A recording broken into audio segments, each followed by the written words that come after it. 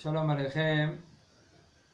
On est dans le Shulchan Aruch de Yekut Yosef, Siman Taf Resh Vav, Tefayes et Chavero Be'erev Yom HaKippurim, de consoler son ami la veille de Yom HaKippurim. Il ne faut pas attendre avec la veille de Yom HaKippurim. On dit tous les soirs, un homme il est censé être mohel à son ami avant qu'il va dormir.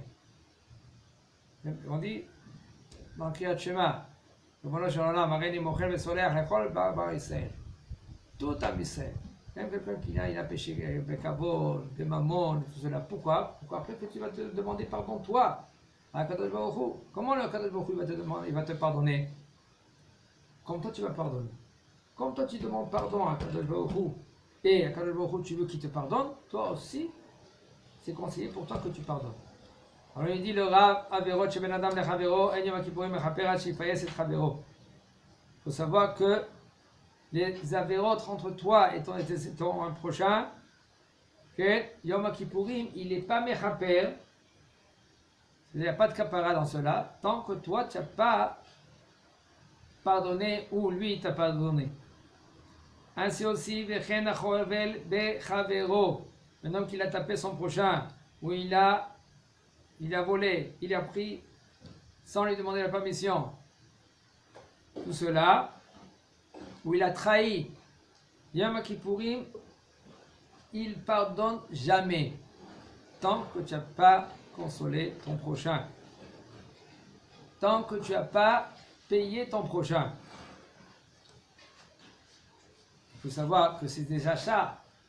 Mais si maintenant, quand tu lui as rendu son argent, il te dit Machoul, ça ne suffit pas. Je vous ai dit tout à l'heure qu'il faut que lui, quand il te voit maintenant, il va être bien dans sa peau. Ça s'appelle les faillets et travero. Tant que l'offier et travero, la kapara, elle n'est pas mouchlemet, elle n'est pas entière. O yarzir et taona o et aribit. Oh, il faut qu'il rend. Qu'est-ce que lui qu'il a? Il y a pris. Ou le ribit. Comment? Okay. Comme elle dit la Gemara, elle a dit dans Vaikra Rabba, c'est écrit pas dans la Gemara, Vaikra Rabba, il dit là-bas, c'est Amelea Avonot Gezer Mekatak Barosh. Quand il y a plein de péchés, comme on avait vu avec le Dor à Maboul, qui c'est qui a déclenché le Maboul? Qui c'est? C'est nous. Hein? C'est nous. Oui, quel avonot qu'ils ont fait? Le Gezel de Pouta? Le Gezel, par exemple, parfois Bifé Pouta par exemple. Gezel.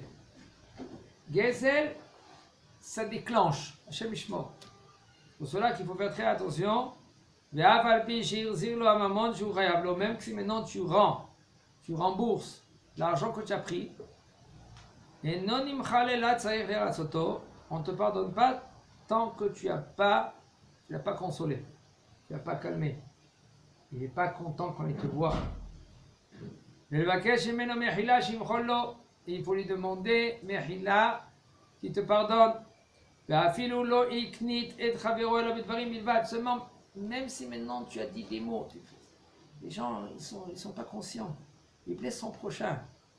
Ah ben c'est bon, j'ai rien dit de mal. Oui, mais tu l'as blessé. Si le bonhomme, lui, il est vexé, même rien du tout presque. Et après, c'est bon, il continue sa vie. Pourquoi? Parce que déjà, il est habitué. Chaque fois que tu le blesses, c'est une avéra.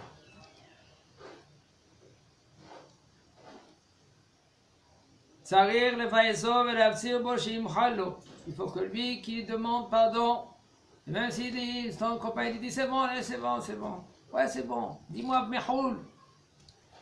Une des raisons, il y en a un rab qui vient, il nous a dit Shopshat là. Une des raisons pourquoi il y avait Asara ou Gamalchut, parce que Yosef Hatzadik, il n'a pas dit Mahoul aux frères. Les 10 frères de Yosef Hatzadik, ils étaient 9, 10. Quand ils sont passés devant le puits, Yosef Hatzadik, il a dit il a fait la bracha, Shassan Ines Bamakom Hazeh. Ils ont cru que Yosef Hatzadik, encore, il a une rancune contre eux.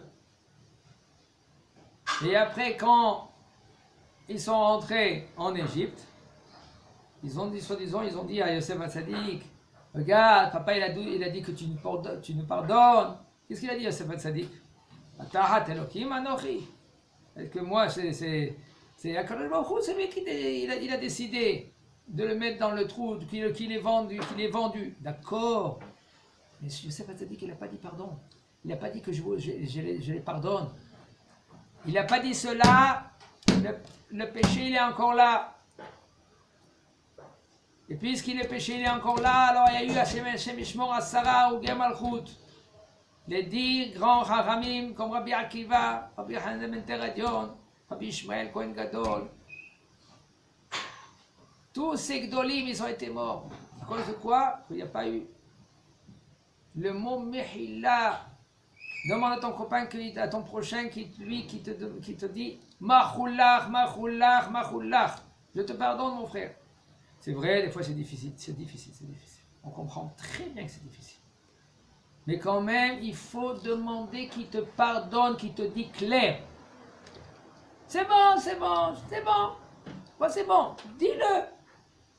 Dis. Tu me pardonnes? C'est bon. Vas-y, c'est bon. Tu n'as pas dit. Mehila. Et tant que le bonhomme ici dans ce monde-là, il n'est pas mohel, on ne pardonne pas. Un homme que lui qui parlait, il est parti vers le juge. Il faut la sourde et aller vers le juge. Il faut y aller en premier chez qui? Chez le Dayan de la ville.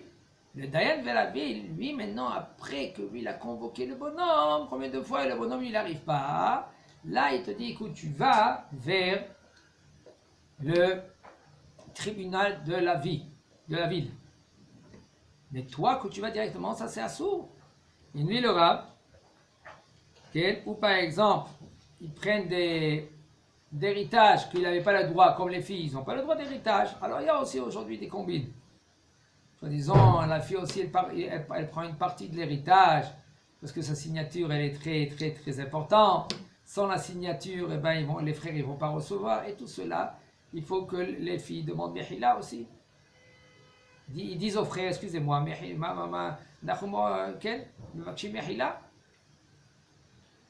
pas le droit, la fille. Alors maintenant, après tout cela, il faut qu'elle demande. Shabbat ena yoreshet v'kiber halek ve'yerusha. C'est pas la loi de la Torah. Et ça, c'est Gezel Gamour. On parle maintenant quand c'est le mari de la femme. Le mari de la femme. La femme, par exemple, elle dit, moi je suis d'accord, c'est la Torah, elle dit que les garçons, c'est eux qui prennent l'héritage, c'est eux qui prennent l'héritage. Maintenant, qu'est-ce qu'il fait le mari de la femme? Il dit, mais putain, toi aussi, tu as un mérite. Si maintenant, avant que le papa ou la maman, elle meure, papa et maman, alors ils ont vu que maintenant, c'est la fille, elle s'occupe de papa ou de maman. Papa, c'est dommage que tu restes chez toi à la maison. Viens chez moi, la maison tu la loues, tu prends cet argent, tu fais qu'est-ce que tu veux. Viens chez moi, j'ai une petite chambre, ou j'ai une chambre, je peux construire une petite chambre, tu es chez moi, il y a les enfants qui s'occupent de toi. Et papa il vient chez la fille, 1 an, 2 ans, 10 ans il est chez la fille. Qui sait qu'il a dit maintenant papa il est fatigué, etc. C'est comme un bébé, un enfant, un papa, quand il devient vie, même une maman, comme des enfants. Et la fille, elle se comporte bien avec papa et maman. Elle demande rien. Hein? Qu'est-ce qu'il a fait le papa avant de mourir? Il a fait le testament, il donne tout à la fille. Sa maison, il donne à la fille. Maintenant, la fille, chez elle à la maison, elle est venue, la Shiva, après 120 ans, à la Shiva, tout d'un coup, il vient le Orechdin. Orechdin, c'est-à-dire l'avocat, il dit, voilà le testament de ton père, de votre père, c'est quoi? Les enfants, ils sont à la ouais, c'est quoi? Tous les biens, la maison, c'est à la fille telle. Parce que Akarat Atov, qu'est-ce que c'est Akarat Atov? Akarat Atov, ça veut dire reconnaissant. Reconnaissant pour la fille, qu'elle s'est bien occupée de moi, ça fait 10 ans. Les enfants, ils ont pété un câble. Quoi? Impossible, c'est pas la Torah. Oui, mais le papa de son vivant, il a donné. Qu'est-ce que vous voulez? Il était conscient, c'est pas qu'il n'était pas conscient. La fille, elle n'a rien dit, elle n'a pas demandé. Elle a donné, lui, il a donné à sa fille. Parce que sa fille, elle était là quand lui, il avait besoin d'elle. La fille, elle n'a rien dit. Je ne savais pas tout cela. Okay. Eh bien, ils ont mis en procès la fille. Ils utilisent la Torah, des gens, ils veulent utiliser la Torah contre la fille. C'est pas correct. Pourquoi? Parce que c'est très très délicat au niveau de l'argent. Quand ça commence, ça va dans tous les sens. C'est pour cela, un homme qui étudie la Torah, il faut qu'il étudie aussi avec l'étude de la Torah, Yirat Shamayim. Il faut savoir, c'est très délicat. La Torah, on peut grandir et être énorme et s'approcher vers Boré Olam, vers Akadosh Baruch Hu. S'il y a Yirat Shamayim aussi, la crainte du ciel, alors la Torah aussi elle monte avec toi et tu seras comme un malach, comme un ange. Mais si maintenant, tu n'as pas Yirat Shamayim, comme c'est écrit, Yirat Hashem Yotzaro, la crainte du ciel, c'est le trésor d'Akadosh Baruch Hu. Et Akadosh Baruch Hu, il dit à Kol Beidei Shamayim, tout c'est entre les mains d'Akadosh Baruch Hu, sauf Yirat Shamayim, sauf la crainte du ciel. Parce que la crainte du ciel, c'est toi que tu travailles. Même que tu es grand dans la Torah, on ne peut pas être dans Nisayon, parce que c'est des Nisayon, les Nisayon de l'argent, c'est très très très délicat, très dur. Le bonhomme, lui, il croit qu'il voit clair. À tel point, la Torah, elle nous dit, tu es haram, fais attention, tu ne prends pas un centime. Quand tu juges, pas quand tu juges. Quand maintenant le haram, lui, il enseigne, comment il va manger? C'est autre chose, je ne parle pas de ça. On parle maintenant, il juge. Attention de ne pas prendre de l'argent. Pourquoi? Parce que sinon, le din, il va pencher à droite ou à gauche. Le jugement, il va pencher à droite ou à gauche. Il raconte une fois, il y avait un arabe, il dit qu'il a fait un jugement. Et il commençait à juger, il voyait doucement,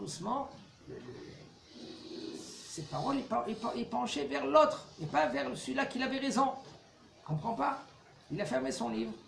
Il a dit, écoutez, le jugement, on va le repousser à demain. À demain.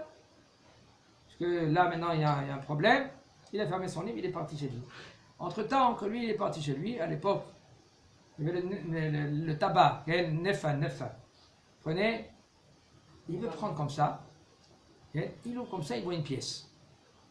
Alors, d'où vient cette pièce-là? C'est qui cette pièce-là? Il a dit, j'ai tout compris.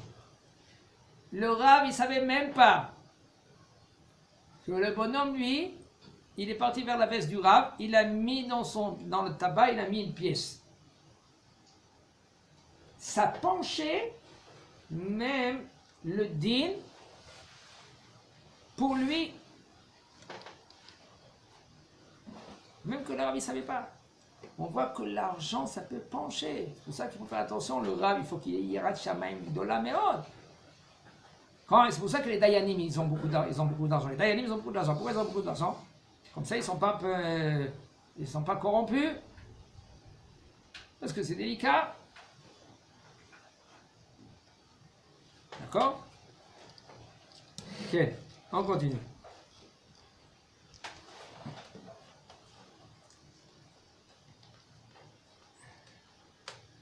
Maintenant, il y a aussi l'Av de Onarat Dvarim. On avait dit déjà ça. L'Av de Onarat Dvarim, qu'il a parlé grave avec son copain, que c'est plus grave Onarat Dvarim que Onarat Mamon. Tu as volé ton copain, tu as pris, tu t'as donné de l'argent pour acheter quelque chose, ça coûte par exemple 30 shekels, tu as dit, écoute, c'est moi que j'ai acheté, non? 35. Et en fin de compte, tu lui as volé 5 shekels. En fin de compte, combien ça coûtait? 30 shekels. Tu lui as volé 5. Ça s'appelle Onarat Dvarim aussi. Tu as trahi ton copain pour 5 shekels. Des fois, c'est des millions. Ça, Yom Kippourim, il ne pardonne pas. Cette faute-là, elle va crier dans le ciel. Tous les jours, elle crie. Mais Onarat Dvarim, c'est encore plus grave. Un homme, il dit à sa femme, ah, quel repas que tu as fait! C'est bon à rien, toi. Hein, comme depuis que je suis marié avec toi, un œuf. au plat, tu sais pas faire. Qu'est-ce que tu as fait là maintenant? On a Advarim. Tu as tué le bonhomme. Comment nous on fait pas attention à notre parole? T'es bouché toi? Quand est-ce que tu vas être rentré quelque chose dans la tête un peu? Elle est vide cette tête-là, pleine de paille. D'accord? Qu'est-ce que ça dit? On a Advarim. Yom Kippourim, il pardonne pas. Allez, toi, mais vous êtes trop rigolo les rabbinim. C'est pas nous, c'est Boréolam. Boréolam, il dit, mon fils, t'as pas compris encore qu'il y a des codes dans le monde. De blesser ton prochain, t'as pas le droit. Même que tout le monde entier font cela. Il y en a qui font même qui payent pour cela, vous savez. Il y en a qui payent. Ils y vont dans les théâtres et lui, il commence à se moquer. Il se moque de lui, il se moque de lui, il se moque d'elle, il se moque même de... Qui t'a permis de moquer? Qui t'a permis de te moquer? Tu fais des issours et Torah et encore tu payes? Hein? Fais attention à tout cela. Il dit le Rav, c'est comme chauffeur d'Amim, c'est comme tu l'as tué. Un homme que lui qui blesse son copain, qu'on plus forte raison maintenant, même que lui qui l'a fait une avéra, tu n'as pas le droit maintenant de le réprimander devant tout le monde, il faut savoir comment. Tu le prends à côté et tu lui dis calme, écoute, excuse-moi mon frère, c'est pas conseillé, qu'est-ce que tu fais, c'est une avéra, tu sais, etc., etc. Ve'al yalbin pene chavero barabim ve'aval pi shamachlim et chavero enoloke avon gadol hu. Même qu'un homme que lui qui est honte à son prochain, il ne va pas recevoir des coups de beddin, quand même, Hashem Yishmor, avon gadol, c'est un grand péché. Si maintenant tu as fait honte à ton prochain, même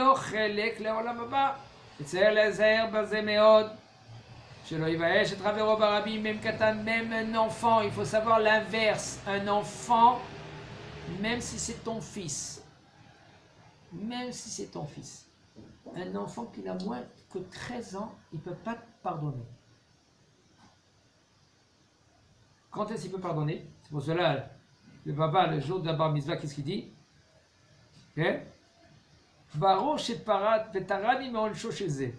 Béni soit-il, on ne fait pas Shem no Malchut parce que c'est avec Brachot laquelle, que tous les avérotes qu'il lui faisait, ça ne tombe pas sur ma tête. Comme ça, le papa il dit. Il faut qu'il dise aussi autre chose. Mon fils, Mehila, tu es Moheli, à l'âge de 13 ans un jour, il peut être Mohel, mais avant, les Chachamim disent qui attend Ra'a. C'est très délicat les enfants, ils ne peuvent pas pardonner. Et le bonhomme, il a sous sa tête, jusqu'à 13 ans, tous les bêtises qu'il a fait avec ses enfants. Il les a pas tapés comme quand il fallait. Qui t'a dit maintenant qu'il faut que tu tapes? Qui t'a dit maintenant qu'il faut gronder?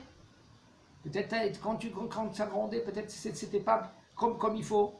Je l'ai vu! Qu'est-ce que tu as vu? Qui t'a vu? Fais un jugement. Comment on fait un jugement? Ça va vite, hein? Il a vu qu'il a tapé, bam! Il a donné une claque. Il t'a dit qu'il le mérite. Fais un jugement. Assis-toi avec eux. Pas tout de suite. Comment tu as commencé? Comment tu as fait? Qui c'est qui t'a parlé? Comment Akadosh Baruch Hu il fait? Comment on fait un jugement? Et après, tu dois punir. Qui tu dois punir? Comment? Il faut savoir, il y a des règles. Tout ça, on doit apprendre. C'est notre rôle pour tant que papa.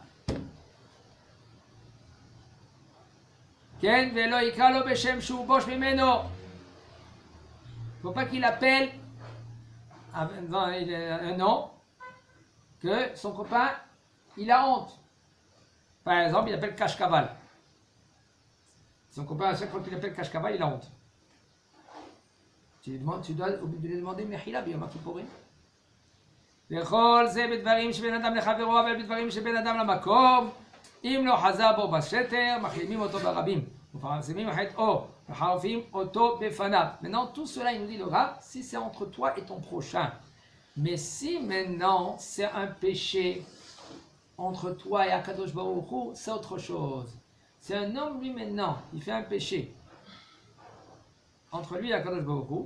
Si on est venu vers lui, gentiment, on lui a dit, tu sais, qu'est-ce que tu fais, par exemple, lui, il se rase à la lame. Ça, c'est Issur Torah, nachon? Se raser à la lame. tashrit be'ad zekalecha.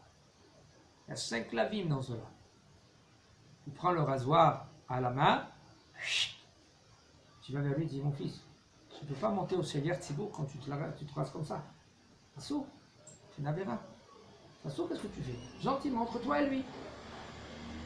Et si maintenant, entre toi et lui, maintenant, il ne fait pas de chouva, il n'arrête pas, alors là, machlimim otobarabim. Tu peux le gronder devant tout le monde. Ou mefarsemim chet-o. Tu peux maintenant aussi dire à tout le monde, regarde lui, tout ça pourquoi? Pas pour lui faire honte, pour qu'il arrête. Parce que des fois, il y en a des gens qui arrêtent. Quand maintenant ils comprennent que tout le monde le sait. Ou mecharfim oto befanav mazim kalilim oto achi yarzor hamutav. Et tout cela, on le gronde pour que lui qui fait tchouva et qu'il arrive. Parce que la force de la communauté, c'est énorme. Comme ils ont fait tous les Lévi'im en Israël. Mais il faut savoir, le Rav nous dit cela, c'est pas chacun qui peut faire cela. C'est rien qu'un gadol que lui, il peut y aller et parler et faire ainsi. Parce qu'en premier, en premier, regarde-toi bien dans la glace avant que tu viennes vers moi. Qui tu es, toi, que tu viens vers moi, tu me dis, tu me réprimandes. Il faut qu'un homme, lui, qui se remet en question, après il parle aux autres. Si maintenant le bonhomme il est tordu, du matin jusqu'au soir, comment maintenant il va reprocher son prochain? En premier, regarde-toi bien dans la glace. Pour cela, qui c'était Mochiach Am Israël? Miaya Mochiach et Am Israël. Qui c'est qui les grondait Am Israël? C'était les Nevi'im. Les Nevi'im, c'était Kedoshé en Lyon. Quand Kadosh Baruch Hu, il parlait sur Mamash, leur voix, il parlait, c'était la voix d'Akadosh Baruch Hu. Regardez qu'est-ce qu'il dit la fin de l'oracle.